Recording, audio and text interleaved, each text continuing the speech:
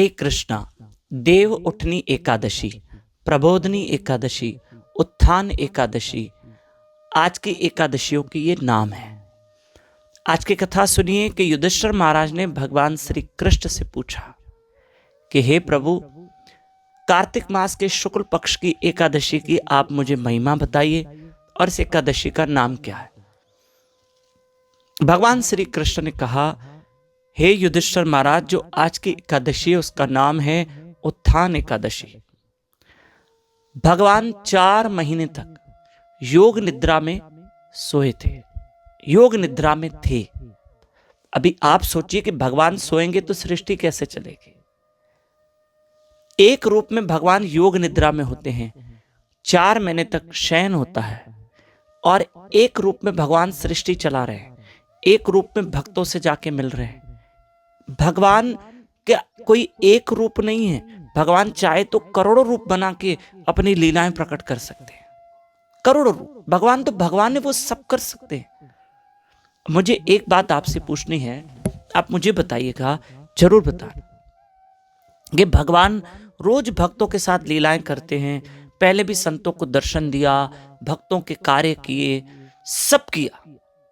तो भगवान एक होते तो कहां पहुंच पाते, क्योंकि उनके तो करोड़ों भक्त हैं, और यहां तो करोड़ों करोड़ों अरबों अरबों जीव है, सबका पेट भरना है। गीता में तो श्री कृष्ण कहते योगक्षेमम वहाम्यहम्, मैं अपने सारे भक्तों की आवश्यकताओं को पूरा करता हूं। तो एक भगवान करोड़ों अरबों खरबों तक कैसे पहुंचेंगे? फिर उसके भक्त ही करोड़ों में हैं। चलो साधारण जीव जो हैं वो तो ठीक है, पर भक्त भी हैं, तो भगवान एक रूप में कैसे पहुंच पाएंगे?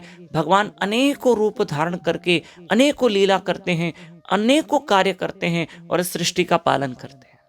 हरि बोल। तो आज की एकादशी की कथा सुनिए। आज की एकादशी की कथा इस प्रकार है कि एकादशी का नाम है उत्थान एकादशी। भगवान आज योग निद्रा से जाग गए। एक दूसरा, यह मोक्षदायिनी एकादशी है, पाप नाशक एकादशी है।